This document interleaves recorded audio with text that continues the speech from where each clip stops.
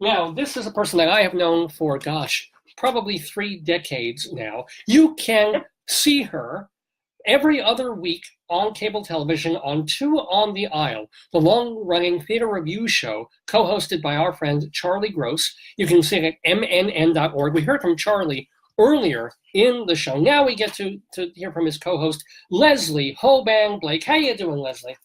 I'm doing okay. Thank you, Dave. I have a bad toothache, but we'll get through this. Ooh, a bad tooth. That's. Are you getting that treated? It's been keeping me down for a while. Oh, I'm so sorry to hear that. Never away from the theater. Always managed to do that. Yeah. Well, yeah. So how did you feel about the season overall? Overall, I think it was a very interesting season. That's a stupid way to put it, of course. I was pleased with the season overall. Okay. But I'm including the off-Broadway season as well as the on-Broadway season. Oh, so what did you really like off-Broadway this past year? What did I really like off-Broadway? Off-Broadway, yeah. Slave Play down at New York Theater Workshop. I thought it was extraordinarily and invigorating in terms of making people think and talk about it. Another play by the same writer, Daddy, which was not quite so successful, but again, a young man to watch. And well, who is the author? I wasn't expecting to talk about this, so those sure. come to the top of my head. No, who is the author though? The one of Daddy and the Slave Play? Jeremy O'Hara. Jeremy O'Hara. Okay. New playwright on the scene, just graduating this year from Yale Drama School. Oh, well, mazel tov to him. Daddy was his thesis play, so it was his first play. Not too shabby. Very interesting play. Well, not quite as successful, I think, as Slave Play, which really was. Now, one of the things about Leslie Hoban Blake is that not only has she been a theater critic, but she has been a director for many, many years, off and off Broadway. In fact, she will be directing Charlie Gross's show, his solo show, How I Found an Affordable Apartment in Manhattan Without Really Trying, as part of the United Solo Festival in October. So, yeah, I mean, you've been directing for years, and that's why you've chosen the category Director of a Play to take on. Okay, but could I speak for half a minute on the musicals? Because that's much more interesting to me this year than the play. Okay, go for it. Okay. I was absolutely blown away by Rachel Chapkin's Hadestown. I think it's a radically new way of approaching a musical, and that's including the fact that she did Comet a couple of years ago, which, the wonderful Dave Malloy play, and that was radically new at the time. But Hadestown, I think, is just a brand new piece. Did you get to see it, Dave? Yeah, I liked it very, very much. Okay. Yeah. And then everything else, and then Danielle Fish's Oklahoma, to me, is a student thesis production of how to update a classic. I swear, it was just, I cringed at the entire show. Oh. And the rest of them, Scott Ellis, Michael Mayer, and Casey Nicola, are kind of like same old, same old. So I just thought that Rachel Chapkin blew the ceiling off, as well as literally the set did in the play. Okay.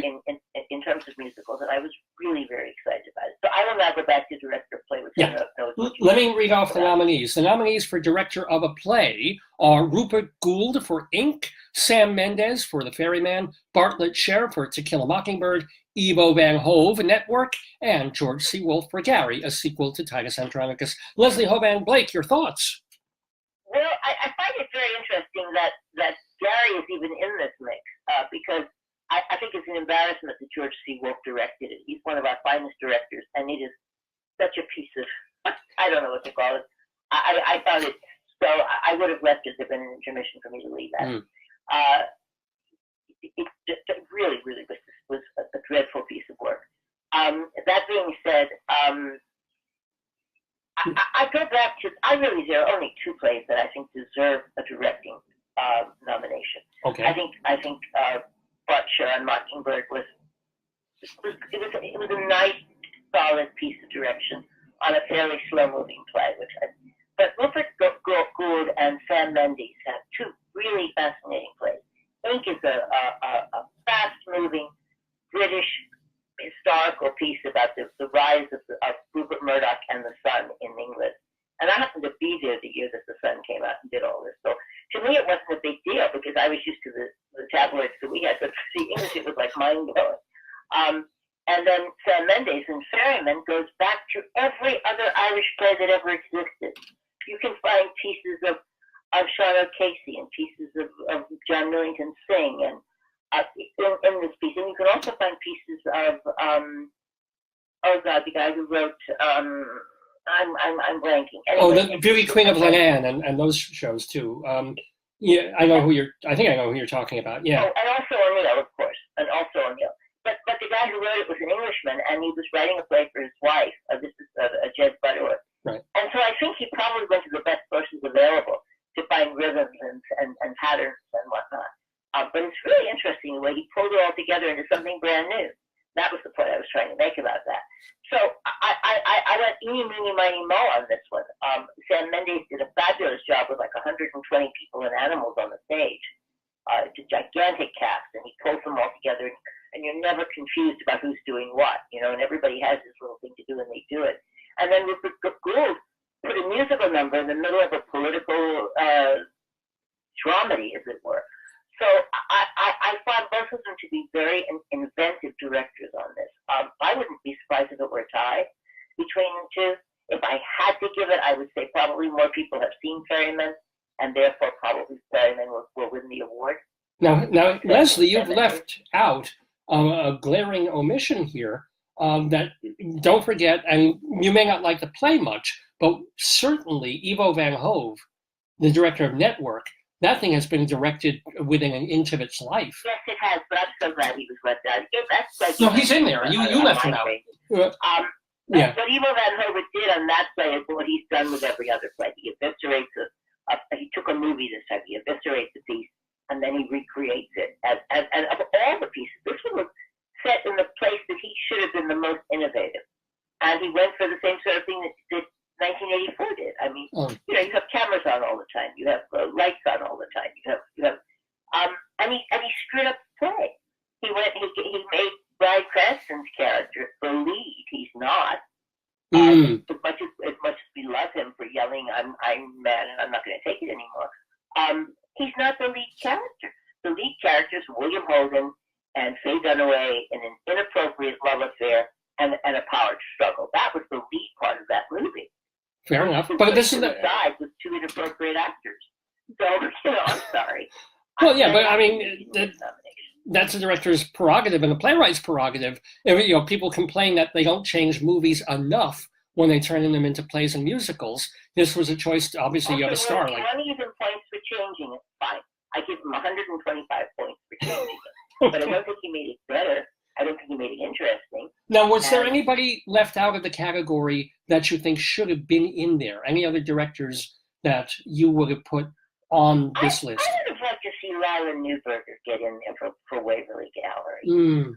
And the problem with that, I think, is that it's such a warm inside family drama that it was played internally, and so there was nothing splashy, nothing flashy. Right. But so real. I mean, the flashiness was, of course, in the performance by Elaine May, which was an astonishing performance for anybody, much less a woman of her age. And so I'm just sorry not to see. First of all, I'm not sorry not to see a woman director in the category. And second, I'm sorry that a play that is beautifully, minutely done. It's like a fine wine.